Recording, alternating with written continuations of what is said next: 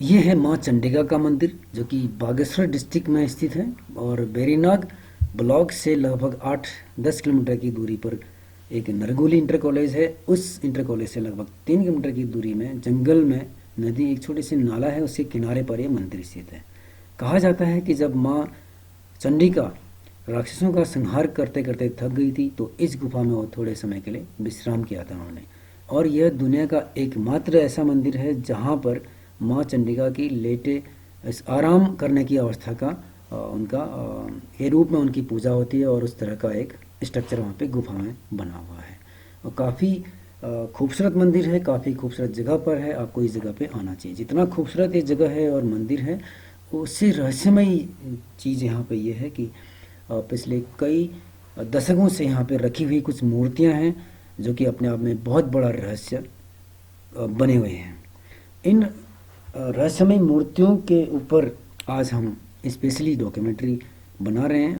लगभग 4-5 महीनों से इस डॉक्यूमेंट्री की डाटा इकट्ठा करने में काफ़ी टाइम लगा हुआ है, इसलिए आप लोगों से अनुरोध है, रिक्वेस्ट है कि आप वीडियो को सब्सक्राइब करिए, लाइक करिए, कमेंट्स ज़रूर करिए और लोगों तक इसको शेयर भी ज़रूर करना है। ये पानी की व्यवस्था के लिए नाला यहाँ पे बनाया गया है, पीने का पानी है। तो आप ज़रूर आइए मंदिर में। आगे देखते हैं कि हमारे लोकल एक गाइड हैं केदार सिंह जी, वो क्या कहते हैं। मंदिर है, फिर यहाँ भैरव का है और इधर राम मंदिर है और अंदर फिर ये धर्मशाला है, फिर अंदर उसके अंदर गुफा में मंदिर है। कितना अंदर का है गुफा? इधर है, आ जाओ।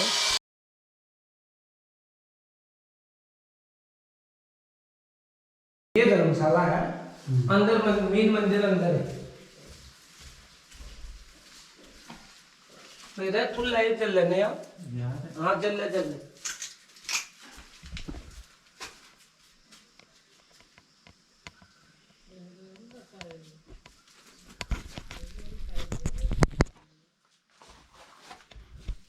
अच्छा, ये है सारी मूर्तियाँ।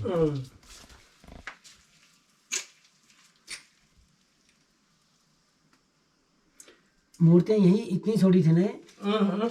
इनको कुछ नहीं किया गया।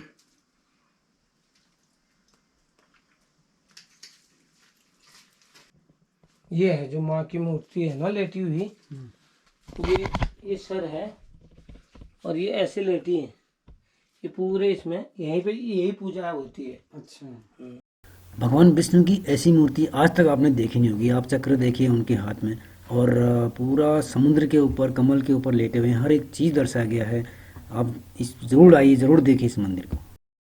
अब ये कब की है इसके बारे में तो पुरातत्व वाले ही बता सकते हैं। हमने तो ऐसी देखी क्या, हमने जो भी है हमारे दादा परदादा इन्होंने भी ऐसी देखी।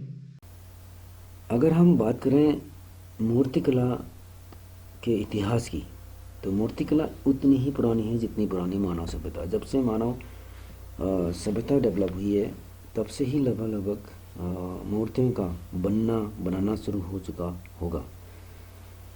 सिंधु घाटी में जो खुदाई हुई थी, हड़प्पा मोहनजोदड़ो में जो मूर्तियाँ मिली थी, वहाँ पे 3 तरह की मूर्तियाँ मिली थी। पत्थर से बनी हुई, मिट्टी से बनी हुई और कांसे से बनी हुई। पत्थर से तक्षण विधि से उन्होंने बनाया था। तक्षण विधि को जो आज भी प्रचलित है उसका थोड़ा इम्प्रूव्ड रूप देखा जा सकता है, मतलब नकली चीज़ों से उसको खोद खोद के उसको बनाना, मूर्तियाँ बनाना तक्षण बोलते हैं। और मिट्टी से जो बनती हैं उसको चूटक विधि से बनाई जाती थी और कांसा जो मेटल था उसको पिघला करके मोल्डिंग प्रोसेस से उसको बनाई जाती थी। वहाँ पर जो मूर्तियाँ मिली हैं, टोटल मूर्तियों में से 70% जो मूर्तियाँ हैं वो पशु पक्षियों की हैं।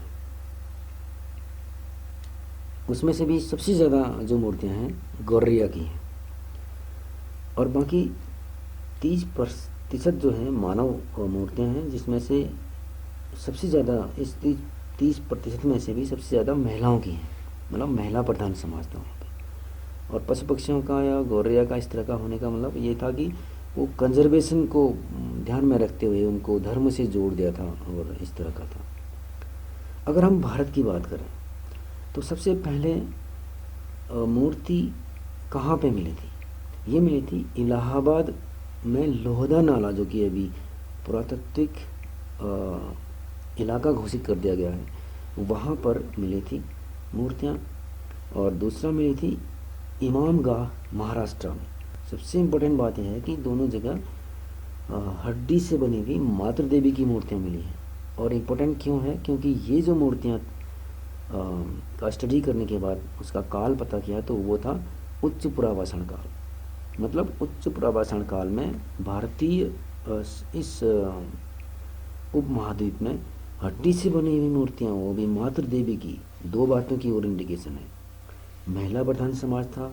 हड्डी का मतलब धार्मिक रूप से कर्मकांडी जो स्वरूप है धर्म का, वो शुरू हो चुका था। तो सिंधु सभ्यता के बाद आता है वैदिक काल और उत्तर वैदिक काल। इन दोनों कालों में कोई मूर्ति निर्माण के किसी प्रकार के कोई सबूत नहीं मिले हैं, लेकिन आचार्य पाणिनि द्वारा एक ग्रंथ की रचना हुई थी, अष्टाध्यायी नाम है उसका, और इस बुक में पहली बार मूर्ति कला शब्द को यूज़ किया गया था और मूर्ति निर्माण की विधियों का भी उल्लेख किया गया है इसमें। तो मूर्तियाँ नहीं मिली हैं, लेकिन इसके पीछे एक रीज़न ये बताया जा रहा है कि शायद लकड़ी की इस पीरियड में मूर्तियाँ बनी होंगी, लकड़ी से बनाई गई होंगी, और जो कि मिट्टी में दब के वो सड़ के इसलिए मिली नहीं। उसके बाद आता है मौर्य काल। मौर्य काल में दो तरीके से यहाँ पे मूर्तियों को बनाने का प्रोसेस चल रहा था और बहुत अच्छी तरह से फल फूल रहा था वो बनाने का। एक था राजकीय, एक था लौकिक। लौकिक मूर्ति कला में लोकल के कलाकार के द्वारा मिट्टी से बनाई जा रही थी मूर्तियाँ, और राजकीय में पत्थर से बनाई जा रही थी मूर्तियाँ। और राजकीय के अंदर पत्थर से किस चीज़ से बननी थी, शेर की, हिरण की, गैंडा, हाथी, बैल, और ये अशोक का स्तंभ भी इसी पीरियड में बना हुआ है। तो कंजर्वेशन के अलावा ये सब राजकीय धरोहर इसको बताते हुए इनको मूर्ति निर्माण किया जा रहा था। हाँ, मौर्य काल में एक और इम्पोर्टेंट चीज़ ये हुई थी जो कि आज का ट्रेंड ही है कि भगवानों की मूर्तियाँ जो है ना, इसका अगर कोई क्वेश्चन पूछे कि भगवानों की मूर्तियाँ बनना कब से शुरू हुई थी, तो इसका उत्तर हम मौर्य काल कह सकते हैं। मौर्य काल में एक संकल्पना शुरू हुई थी जिसमें स्थानीय लोकल इष्ट देवी देवताओं का, यक्ष यक्षिणियों का, और इस तरह से इनकी मूर्तियां बनना शुरू हुआ था मौर्य काल में, और जो कि आज भी ये परंपरा चली आ रही है। उसके बाद आता है मौर्योत्तर काल, जबकि मौर्य वंश की समाप्ति हो रही थी, पतन हो रहा था, तो सातवाहन वंश और कुषाण वंश, ये दो वंश उभर रहे थे। इनकी संरक्षण में तीन शैली में, गांधार शैली, मथुरा शैली और अमरावती शैली। अगर हम गांधार शैली की बात करें तो भारत का जो उत्तर पश्चिम क्षेत्र है वो पेशावर, बामियान और काबुल, यहाँ पे ये शैली विकसित हुई थी। इस पूरी जो जगह है ये सारे को मिला के इसको बोलते हैं गांधार। गांधार महाभारत में जो गांधारी हैं, धृतराष्ट्र की धर्मपत्नी और मामा शकुनी, ये दोनों गांधार प्रदेश से ही हैं। तो यहाँ पे जो मूर्तियाँ बनाई गई हैं ये बामियान क्षेत्र में एक स्लेटी लाल बलुआ पत्थर है, काफ़ी बहुतायत में, उस पत्थर को यूज करके ये मूर्तियाँ बन रही थी। और अगर हम इन मूर्तियों की बात करें जो अभी हम आपको दिखा रहे हैं, इनमें लाल बलुआ नहीं है, स्लेटी लाल बलुआ नहीं है, बट ग्रीनिश कलर। भगवान बुद्ध की राजसी जीवन शैली पर सब्जेक्ट बना करके गांधार शैली में मूर्तियाँ बनी थी। घुंघराले बाल बनाए गए थे, और लेकिन घुंघराले बाल रोमन शैली में बनती थी मूर्ति, तो मतलब इसमें रोमन शैली का भी प्रभाव रहा है। और आभूषण का भरपूर उपयोग किया गया है मूर्ति कला में।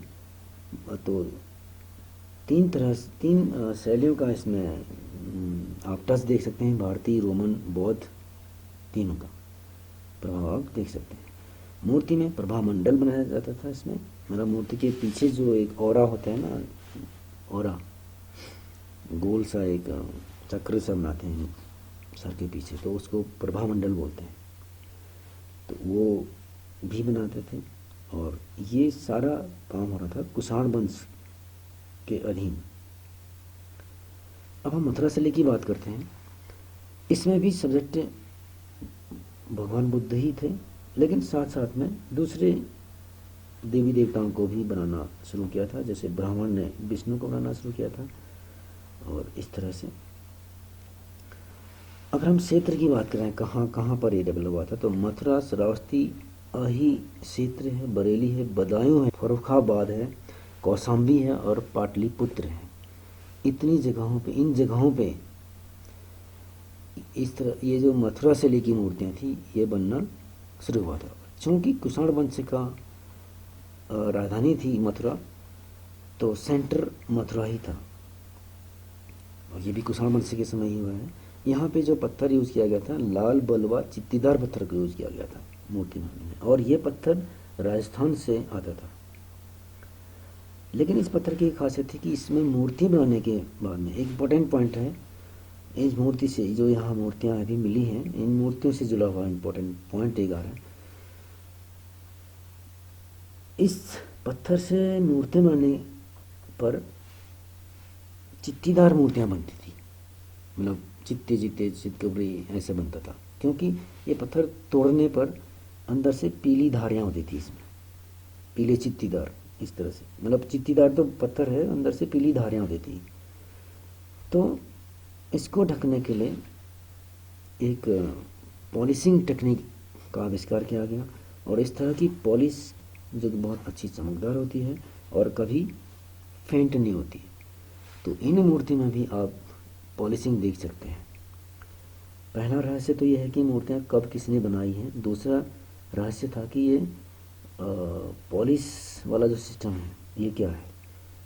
तो मथुरा शैली से मैच कर रहा है यहाँ पे कि ये पॉलिशिंग टेक्निक मथुरा शैली में थी, और अगर ये था तो फिर बदायूं जो नदी से नदी पड़ता है, बरेली बदायूं का क्षेत्र, शायद यहाँ पे कोई कारखाना रहा हो और यहाँ पर बन के मूर्तियाँ ऊपर की ओर को आकर के अंतर्राष्ट्रीय व्यापार का हिस्सा बनने जा रही होंगी, जो कि तकलाकोट या तिब्बत ऐसे जाता होगा। और ये जो रूट है हमारा, इस रूट के ऊपर अभी हम आपको डिटेल से जानकारी देंगे इस अगले किसी एपिसोड में। तो ऐसे जा रहे होंगे। चलिए, इसका जो सब्जेक्ट था वो भी बुद्ध ही है मेन।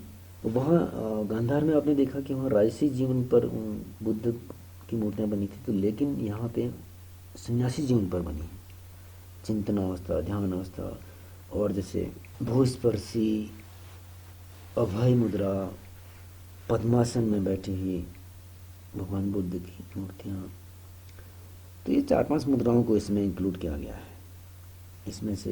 इसमें बहुत सारे गहने हैं, कुछ वो सब चीज़ें हैं नहीं, क्योंकि ये सन्यासी जीवन को दर्शा रखा है। तो कपड़े भी इसमें दर्शाए गए हैं, कपड़ों से पूरा, और बाल भी नहीं है इसमें, बाल हटा रखे हैं, कपड़े से पूरा सर को ढका है, धोती, बदन सुडोल और संघाती मतलब सिलवट पूरे कपड़े दर्शा रखे हैं पूरे शरीर में। तो इस तरह का जो चलन हुआ था वो मथुरा शैली में हुआ था। सिलवट में ये वो बहुत सारे कपड़े वपड़े दिखाना, मूंछ नहीं बनाना है, ठीक है। और सिर के पीछे आभा मंडल यहाँ पे भी बनाते थे मथुरा शैली में भी। यह क्षेत्रीय कलाकारों के द्वारा विकसित हुई थी यह टेक्निक भी। और ब्राह्मण, जैन और बौद्ध तीनों धर्मों का इसमें प्रभाव रहा है मथुरा शैली में। और ब्राह्मण धर्म में भी इसी पीरियड में, इसी काल में भगवान विष्णु की मूर्ति बनाना शुरू किया था। तो इन सारी मूर्तियों में आप एक चीज़ देख सकते हैं कि विष्णु जी सिर से ऊपर लेटे और बहुत ही उम्दा किस्म की कलाकारी आप उस मूर्ति में देख सकते हैं। हर एक चीज़ इसमें दर्शा रखी है, सहायक देवी देवता भी दर्शा रखे हैं उसमें। और सामूहिक प्रदर्शन बोलते हैं उसको, सामूहिक कलाकारी बोलते हैं, सामूहिक मूर्तिकला बोलते हैं। ये आता है सामूहिक मूर्तिकला शब्द। और ये जो टेक्निक है ये अमरावती शैली में, तीसरी शैली की हम बात करें, अमरावती शैली है। आंध्र प्रदेश के कृष्णा नदी से लेकर के दक्षिण गुंटूर तक का जो क्षेत्र है, इतने बड़े क्षेत्र में जगह जगह पे इस तरह की मूर्तियां बन रही थी। जैसे यहाँ भी बुद्ध का जीवन था। सामूहिक प्रदर्शन का मतलब होता है कि एक ही मूर्ति बनाते समय उससे जुड़े हुए और भी करैक्टर को साथ में उकेरना। तो इन मूर्तियों में भी आप कई सारी मूर्तियों में, सभी लगभग सभी में सामूहिक प्रदर्शन है। तो हम कह सकते हैं कि अमरावती शैली में बनी है। बाद में ये लोग अमरावती शैली के जो ये बना रहे थे लोग, इस जगह से फिर महाराष्ट्र चले गए थे और वहाँ पर सफेद संगमरमर से मूर्तियाँ बनाना शुरू किया उन्होंने। आभूषणों का बहुत बेहतर प्रयोग था, स्त्री और पुरुष दोनों की मूर्तियाँ बनाई गई थी। सातवाहन वंश के समय अमरावती शैली डेवलप हुई थी। अब आप इन मूर्तियों को अच्छी तरह से देखिए। गांधार, मथुरा और अमरावती तीनों शैली का कुछ न कुछ इसमें मिल रहा है। तो ऐसा भी हो सकता है कि किसी एक वर्कशॉप में, इतना तो तय है कि ये मूर्तियाँ किसी एक बहुत वेल इक्विप्ड वर्कशॉप में बनाई गई होंगी, तभी जाके इतनी ज़्यादा फिनिशिंग इसमें, सफाई सब कुछ है। क्योंकि चलते फिरते ऐसे तो बनाना बहुत असंभव है। और अगर इस रीजन पे ये मूर्तियाँ बनी हैं, कहा जाता है कि कत्यूरी वंश के समय ही ये मूर्तियाँ बनी हैं। अगर बनी हैं तो फिर इतनी ज़्यादा सफाई और इतना फिनिशिंग वाला जो सिस्टम था, कोई स्पॉट कारखाना कहीं पे अभी तक लाइट में नहीं आया है, कहीं पे होना चाहिए। तो अगर आ गया तो अभी ये खोज का विषय है। आप भी इस खोज का हिस्सा बनिए अगर ये वर्कशॉप मिलता है कहीं पे। बदायूं, बरेली, इन जगहों से कहीं से बन के आ रही होंगी। तो फ्रेंड्स, जैसे कि आपने देखा ये मूर्तियाँ काफ़ी रहस्यमयी हैं, बहुत ही सफाई से बारीकी से बनाई गई हैं, पोर्टेबल हैं और छोटी हैं। 1 फीट से बड़ी कोई भी मूर्ति नहीं है, बहुत छोटी, 1 फीट से भी छोटी हैं कई। तो इतनी छोटी साइज़ का बनाना ये किसी व्यापारिक हिस्से का व्यापारिक जो मेले थे उसमें जा रहे थे या फिर किसी ट्रेड सेंटर को ज़रूर जा रही थी। और यहाँ पे रास्ते में लूटपाट होने की वजह से माँ की शरण में इस गुफा में रखा गया होगा। तो अब हम उन रूट्स की स्टडी करते हैं।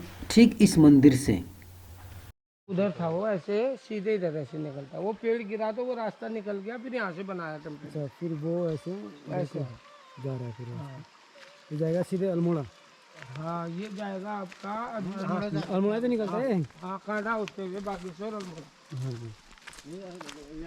नहीं नहीं, सराघाट से भी होगा, वहाँ से भी दोनों हुए फिर इसमें। दोनों है। सिल्क रोड के जो जड़ें हम ढूंढ रहे हैं, शायद ये वही रास्ता है। अभी और कंफर्म करते हैं। अगर ये वही रास्ता है तो ये चंडिका माँ के मंदिर से अभी हम आ रहे हैं, डायरेक्ट आ रहे हैं। और हमें बताया था कि ये ग्राउंड तक जाएगा, जीआईसी के ग्राउंड तक। अगर हम सिल्क रूट की बात करें तो ये तो सेंट्रल एशिया में था। और सिल्क रूट की जो सहायक रूट थी, ट्रेड को जोड़ने वाली जो आपस में जो रूट थी, भारत से भी कई सारे रूट थे। और हर डिस्ट्रिक्ट से, हर शहर से कुछ न कुछ रूट्स, सहायक रूट्स जाकर के एक मेन रूट से मिलती थी, उसका नाम था उत्तरापथ। जितने भी ये बॉर्डर के डिस्ट्रिक्ट हैं, बागेश्वर ले लीजिए, ये आपका अल्मोड़ा ले लीजिए, पिथौरागढ़ वर्तमान में, पहले तो एक डिस्ट्रिक्ट था, सिर्फ एक अल्मोड़ा था।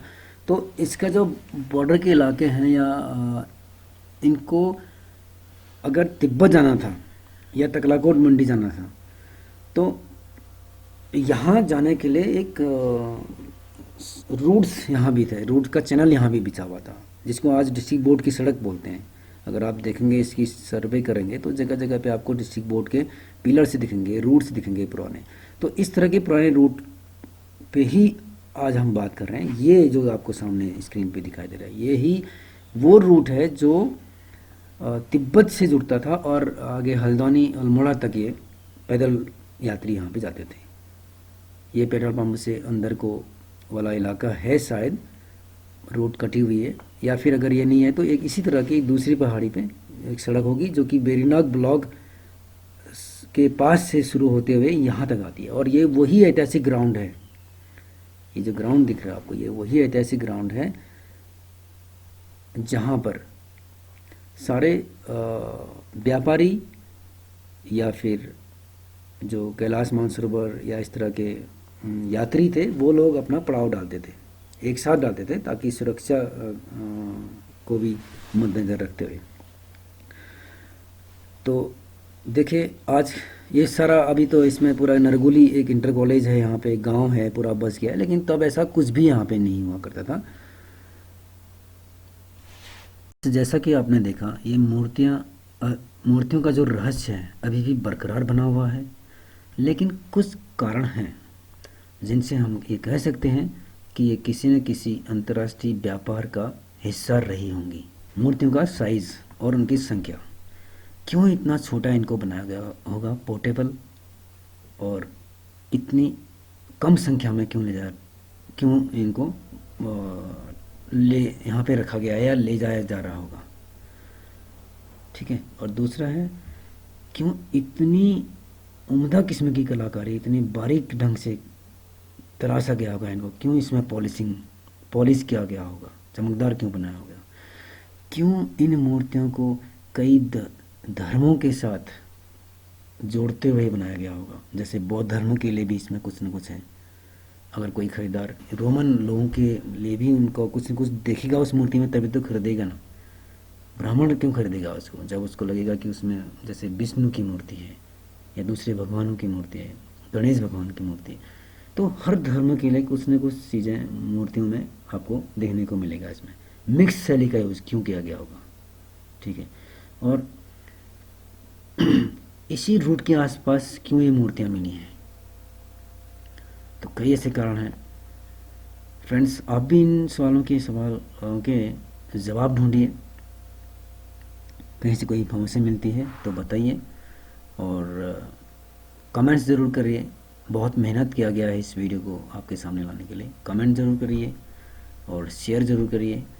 मिलते हैं जल्दी ही किसी दूसरे रहस्य में। चलते चलते आपको कुछ और दिखाते हैं।